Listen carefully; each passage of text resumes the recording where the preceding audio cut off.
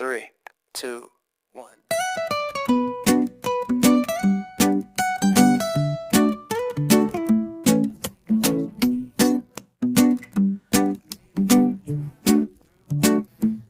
Hi friends, ಎಲ್ಲರೂ ಹೇಗಿದ್ದೀರಾ? ಎಲ್ರಿಗೂ ನಮಸ್ಕಾರ. ಗಾಯತ್ರಿ ಹಾಸನ್ ಚಾನಲ್ಗೆ ಸ್ವಾಗತ. ಇವತ್ತು ನಾನು ಮಾಡ್ತಾಯಿದ್ದೀನಿ ಸ್ಪೈಸಿಯಾಗಿರೋ ಸ್ಪೆಷಲ್ಲಾಗಿ ಚಿಕನ್ ಸುಕ್ಕ ಮಾಡ್ತಾಯಿದ್ದೀನಿ. ಇದನ್ನು ನನಗೆ ನನ್ನ ಫ್ರೆಂಡ್ ಹೇಳ್ಕೊಟ್ಟಿದ್ದು. ಫ್ರೆಂಡ್ ಹೇಳ್ದಾಗೆ ಮಾಡಿದ್ದೀನಿ. ಅಷ್ಟು ರುಚಿಯಾಗಿ ಬಂದಿತ್ತು, ತುಂಬ ಚೆನ್ನಾಗಿತ್ತು. ಯಾವಾಗಲೂ ಒಂದೇ ಥರ ತಿಂತಾಯಿರ್ತೀವಿ, ನಮಗೂ ಬೋರ್ ಆಗುತ್ತೆ. ಚಾಪ್ಸ್ ಮಾಡ್ತೀವಿ, ಕಬಾಬ್ ಮಾಡ್ತೀವಿ. ಈ ಥರನೂ ಒಂದ್ಸರಿ ಮಾಡ್ಕೊಳ್ಳಿ, ತುಂಬ ಚೆನ್ನಾಗಿರುತ್ತೆ. ಮಕ್ಕಳಿಗೂ ಬೋರ್ ಆಗಿರುತ್ತೆ. ಇದನ್ನು ತಿಂದ್ರಂತೂ ಅವ್ರಿಗೆ ತುಂಬ ಖುಷಿಯಾಗುತ್ತೆ. ನೀವು ಮರಿದನ್ನೇ ಮಾಡ್ಕೊಳ್ಳಿ. ಚಿಕನ್ ಸುಕ್ಕ ಮಾಡೋದಕ್ಕೆ ನಾನು ಒಂದು ಬಾಣಲಿ ಇಟ್ಕೊಂಡಿದ್ದೀನಿ. ಆಲ್ರೆಡಿ 2 ಸ್ಪೂನ್ ಜೀರಿಗೆ ಹಾಕ್ತಾಯಿದ್ದೀನಿ. ಅದಕ್ಕೆ ನೋಡಿ, ಜೀರಿಗೆ ಫ್ರೈ ಮಾಡ್ಕೊಳ್ಳೋಣ. ನಾನು 1 kg ಚಿಕನ್ ತಗೊಂಡಿದ್ದೀನಿ. 1 kg ಚಿಕನ್ ಅಳತೆಗೆ ನಾನು ಕರೆಕ್ಟಾಗಿರುತ್ತೆ 2 ಸ್ಪೂನ್ ಜೀರಿಗೆ. ನೋಡಿ, ತೂಕ ಮಾಡಿಕೊಂಡೇ ತಗೊಂಡಿದ್ದೀನಿ ಚಿಕನ್ನ 1 kg. ನೋಡಿ, ಜೀರಿಗೆ ಫ್ರೈ ಆಯಿತು. ಈಗ ಅದೇ ಬಾಣಲೆಗೆ ನಾನು ಇವಾಗ ಧನಿಯಾ ಬೀಜ ಹಾಕ್ತಾಯಿದ್ದೀನಿ. 4 ಸ್ಪೂನ್ ತಾಳಿ ಧನಿಯಾ ಬೀಜನ 1 kgಗೆ ಸರಿಯಾಗುತ್ತೆ. ನೋಡಿ, ಇದನ್ನು ಲೈಟಾಗಿ ಫ್ರೈ ಮಾಡ್ಕೊಳ್ಳೋಣ.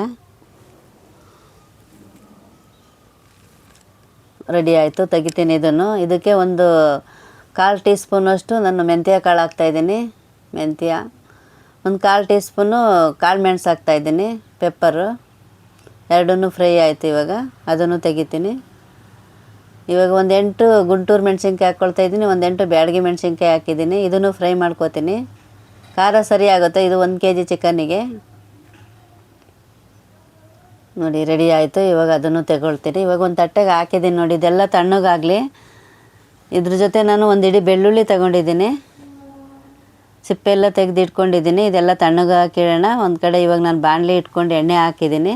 ಅದಕ್ಕೆ 2 ಪೀಸ್ ಚಕ್ಕೆ ಹಾಕ್ತಾಯಿದ್ದೀನಿ. ನೋಡಿ, ಇನ್ನೆಂಥ ಗರಂ ಮಸಾಲೆ ಹಾಕಲ್ಲ, 2 ಪೀಸ್ ಚಕ್ಕೆ ಅಷ್ಟೇ. ಒಂದು 3 ಈರುಳ್ಳಿನ ಈ ಥರ ನಾನು ಕಟ್ ಮಾಡಿ ಇಟ್ಕೊಂಡಿದ್ದೆ.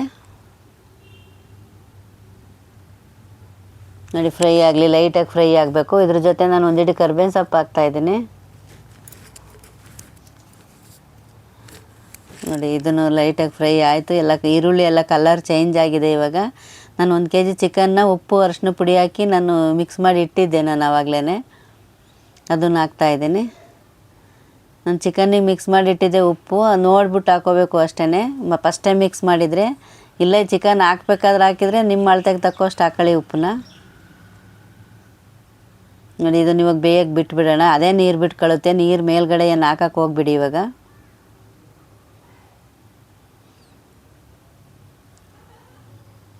ನೋಡಿ, ಬೇಯಕ್ಕೆ ಬಿಟ್ಬಿಡ್ತೀನಿ. ಆಲ್ರೆಡಿ ಇದು ಮಸಾಲೆ ಎಲ್ಲ ಹುರ್ಕೊಂಡಿದ್ವಲ್ಲ, ಅದೆಲ್ಲ ತಣ್ಣಗಾಗಿದೆ. ಇವಾಗ ನಾನು ಇದನ್ನು ಪುಡಿ ಮಾಡ್ಕೊಳ್ತೀನಿ. ಇವಾಗ ನೋಡಿ, ಪುಡಿ ಆಗಿದೆ. ಬೆಳ್ಳುಳ್ಳಿ ಇಟ್ಕೊಂಡಿದ್ವಲ್ಲ, ಅದನ್ನು ಹಾಕ್ಕೊಂಡು ಒಂದು ರೌಂಡ್ ಆಡಿಸೋಣ.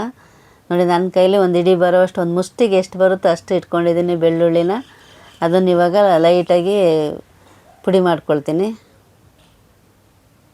ನೀರು ಹಾಕಕ್ಕೆ ಹೋಗ್ಬಿಡಿ ಅದಕ್ಕೆ. ನೋಡಿ, ರೆಡಿ ಆಯಿತು. ಮಸಾಲೆ ಒಂದು ಕಡೆ ರೆಡಿ ಆಯಿತು. ಚಿಕನ್ನು ಅರ್ಧ ಬೆಂದಿದೆ ಆಲ್ರೆಡಿ. ನೋಡಿ, ಇವಾಗ ತೆಂಗಿನಕಾಯಿ ಹಾಕ್ತಾಯಿದ್ದೀನಿ. ನಾನು ಚಿಕ್ಕದು ಒಂದು ತೆಂಗಿನಕಾಯಿ ತಗೊಂಡಿದ್ದೆ. ದೊಡ್ಡದಾದರೆ ಒಂದು ದೊಡ್ಡ ಹೋಳು ತಗೊಳ್ಳಿ. ತೆಂಗಿನಕಾಯಿ ಎಷ್ಟು ಹಾಕ್ತೀವಿ ಅಷ್ಟು ರುಚಿ ಕೊಡುತ್ತೆ ಇದು ಚಿಕನ್ ಸುಕ್ಕ. ನಾನು ಚಿಕ್ಕದು ಒಂದು ತೆಂಗಿನಕಾಯಿ ಹಾಕಿದ್ದೀನಿ ಫುಲ್ಲು. ನೋಡಿ, ತೆಂಗಿನಕಾಯಿದೆ ಟೇಸ್ಟು ಚಿಕನ್ ಸುಕ್ಕಾಗೆ ಇದಕ್ಕೆ. ಈಗ ಇದನ್ನು ಒಂದು 5 ನಿಮಿಷ ಬಿಡೋಣ. ಇವಾಗ ಇದಕ್ಕೆ ಹುಣಸೆಹಣ್ಣು ಹಾಕ್ತಾಯಿದ್ದೀನಿ ನಾನು. ಹುಣಸೆ ಹುಳಿ ಒಂದು ನಿಂಬೆಹಣ್ಣು ಗಾತ್ರದಷ್ಟು ಹುಣಸೆಹಣ್ಣು ನೆನೆಸಿಟ್ಕೊಂಡಿದ್ದೆ. ಇದಕ್ಕೇನು ಟೊಮೊಟೊ ಹಾಕಲ್ಲ, ಹುಣಸೆಹಣ್ಣು ಹುಳಿ ಹುಳಿಯಾಗಿ ಖಾರವಾಗಿ ತುಂಬ ಚೆನ್ನಾಗಿರುತ್ತೆ. ತುಂಬ ಹುಳಿನೂ ಇರಲ್ಲ ಇದು, ಹಂಗೆ ಅನ್ಸೋದೇ ಇಲ್ಲ ಹುಣಸೆಹಣ್ಣಿಂದು ಅಂತ. ಈ ಟೈಮಲ್ಲಿ ಬೇಕಾದ್ರೆ ನೀರು ಸೇರಿಸ್ಕೊಳ್ಳಿ. ನೀವು ಸ್ವಲ್ಪ ತೆಳು ಬೇಕು ಅಂದರೆ ನೀರು ಸೇರಿಸ್ಕೊಳ್ಳಿ. ಇವಾಗ ತೆಂಗಿನಕಾಯಿನೂ ನೀರು ಬಿಟ್ಕೊಳ್ಳುತ್ತೆ. ಹುಣಸೆ ರಸ ಹಾಕಿದ್ದೀವಿ, ಎಲ್ಲ ನೀರು ಬಿಟ್ಕೊಳ್ಳುತ್ತೆ. ನೋಡಿ, ಇವಾಗ ನಾವು ರುಬ್ಕೊಂಡ್ವಲ್ಲ, ನಾನು ಪೌಡ್ರ್ ಮಾಡ್ಕೊಂಡೆಲ್ಲ ಗರಂ ಮಸಾಲೆ ಎಲ್ಲ ಹಾಕ್ತಾಯಿದ್ದೀನಿ. ನೋಡಿ, 2 ಪೀಸ್ ಚಕ್ಕೆ ಬಿಟ್ಟರೆ ಇದು ಗರಂ ಮಸಾಲೆನೂ ಹಾಕಲ್ಲ, ಶುಂಠಿ ಹಾಕಲ್ಲ ಇದಕ್ಕೆ. ನೋಡಿ, ತೆಂಗಿನಕಾಯಿ ಹುಣಸೆಹಣ್ಣಿಂದ ಟೇಸ್ಟ್ ಬರುತ್ತೆ ಇದಕ್ಕೆ. ತುಂಬ ಈಸಿ ಇದು ಮಾಡೋದು. ಯಾವಾಗಲೂ ಮಾಡ್ಕೊಳ್ತಾ ಇರ್ತೀವಿ. ಚಾಪ್ಸ್ ಮಾಡ್ಕೊಳ್ತೀವಿ, ಕಬಾಬ್ ಮಾಡ್ತೀವಿ, ಸಾಂಬಾರು ಮಾಡ್ತೀವಿ. ಈ ಥರನೂ ಒಂದ್ಸರಿ ಟ್ರೈ ಮಾಡಿ ನೀವು.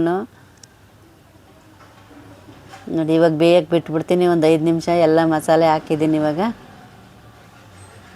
ಅದೇ ನೀರು ಬಿಟ್ಕೊಳ್ಳುತ್ತೆ. ತೆಳು ಬೇಕು ಅಂದರೆ ಸ್ವಲ್ಪ ನೀರು ಹಾಕ್ಕೊಳ್ಳಿ ಅಷ್ಟೇ. ನಾನು ಸ್ವಲ್ಪ ತಳ ಹಿಡಿಯುತ್ತೆ ಅಂತ, ಇದು ಸ್ಟೀಲ್ ಬಾಣಲಿ ತಳ ಹಿಡಿಯುತ್ತೆ ಅಂತ ಸ್ವಲ್ಪನೇ ಹಾಕ್ತಾಯಿದ್ದೀನಿ ಅಷ್ಟೇ, ಜಾಸ್ತಿ ಹಾಕಲ್ಲ. ನಾನು ಸ್ವಲ್ಪ ಮಸಾಲೆ ಇಟ್ಕೊಂಡಿದ್ದೆ, ಅದನ್ನು ಹಾಕ್ಬಿಟ್ಟು ಬಿಟ್ಬಿಡ್ತೀನಿ. ಇದನ್ನು ಇವಾಗ ಬೇಯ್ಕೊಳ್ಳುತ್ತೆ. ನೋಡಿ ಮಿಕ್ಸ್ ಮಾಡಿಬಿಡ್ತೀನಿ.